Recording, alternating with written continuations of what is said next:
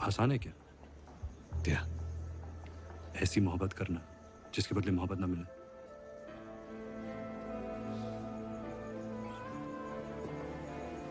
It's the most beautiful feeling in the world. कमजोरी नहीं लगती आपको? बिल्कुल नहीं। एक तरफा प्यार की ताकत ही कुछ और होती,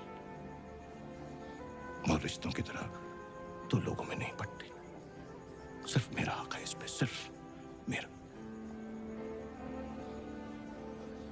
मुझे सबा से बेइंतहा मोहब्बत करने के लिए सबा की ही जरूरत नहीं। हो सकता है इससे कोई बेहतर इश्क।